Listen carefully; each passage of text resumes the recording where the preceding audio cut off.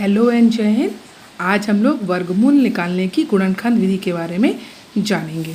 तो देखिए, हमने ये संख्या ली है, हम इसका गुणनखंड विधि से वर्गमूल निकाल रहे हैं। तो क्योंकि ये संख्या हमारी एक सम संख्या है, इसलिए सबसे पहले हम इसे 2 से भाग करके देखते हैं।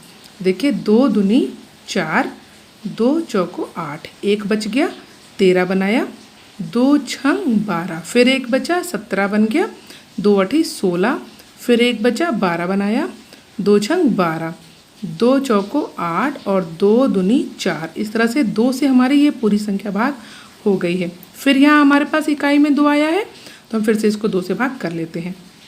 तो 2 एकम 2, 2 दूनी 4, 2 तिहाई 6, 2 चौको 8 और 2 तिहाई 6, 2 दूनी 4 और 2 एकम 2।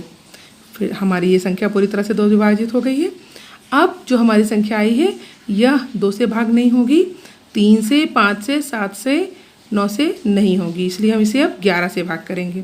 तो देखिए, 11 एकम 11, 12 में से 11 निकल गए, 1 बचा 13 बन गया, फिर 11 एकम 11, 2 बचा 24 बन गया है।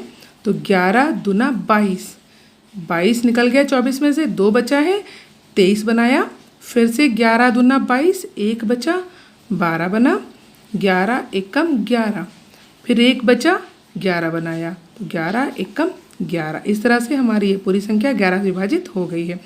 फिर हम इसे 11 से विभाजित करते हैं। तो देखिए, 11 एकम 11। अब यहाँ पर हमें जब 2 को भाग करना पड़ेगा 11 से, तो ये 2 इससे भाग नहीं हो पाएगा, इसलिए हमें दूसरे 2 की आवश्यकता पड़ेगी। और इसको पाने के लिए हमें सबसे पहले यहाँ भागफल में 0 लगाना होगा। जब हम 0 लगाएंगे तो ये 2 संख्या हम एक साथ भाग कर सकते हैं। तो अब हम 11 दूना 22 समाप्त हो गया। फिर हमारे पास वही समस्या आ रही है, हमें 2 अंकों को एक साथ लेना है। तो 2 अंकों को एक साथ लेने के लिए हमें 0 की आवश्यकता है। यहाँ हम 0 लगा देंगे और फिर 11 एकम 11 लेकर के ये पूरी संख्या समाप्त हो जा रही है। यहाँ ये ध्यान देने वाली बात है कि हम सिर्फ पहली बार में एक साथ 2, 3 संख्याएं जो भी हैं ले सकते हैं, लेकिन अगर हमें बीच में लेना पड़ेगा तो हमें 0 की आवश्यकता पड़ेगी, जैसा हमने यहाँ 22 में किया और इस 11 को भाग करने से पहले भी हमने 0 यहाँ लगाया है। अब जो हमारी संख्या है वह 101 से भाग हो रही है, क्योंकि बीच की बाकी किसी भी संख्या से ये हमारी संख्या भाग नहीं हो रही है। 101 हमारी अभाज्य संख्या है, तो इससे हम भाग करते हैं। तो 101 एकम 101, यहाँ 1 बचा है, उसने इस संख्या को मिलाकर 10 बनाया। 10 आपको पता है 101 से भाग नहीं होगा, इसलिए हम 1 को भी साथ में शामिल करते हुए इसको 3 अंकों की संख्या बनाने के लिए पहले यहाँ 0 लगाएंगे। अब हमारे पास 101 हो गया, तो 101 एकम 101 पूरा समाप्त हो जाएगा। फिर हम इसे 101 से विभाजित करते हैं, तो 101 एकम 101।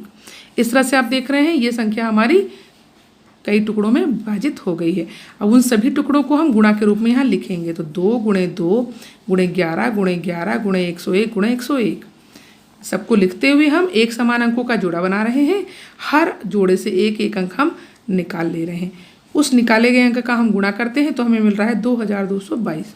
तो इस तरह से हम कह सकते हैं कि 49,37,284 का वर्गमूल जो है वो 2222 है।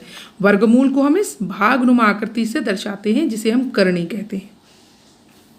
इसे हम एक तरह से और दर्शा सकते हैं, यानी कि जिस भी अंक का हमें वर्गमूल निकालना हो उसकी बटे हम घात 1/2 लिख सकते हैं। तो इस तरह से हम देख रहे हैं कि 49,37,284 की घात 1/2 बराबर 222 है। तो इस तरह से हम आसानी से किसी पूर्ण वर्ग संख्या का गुणनखंड विधि से वर्गमूल ज्ञात कर सकते हैं।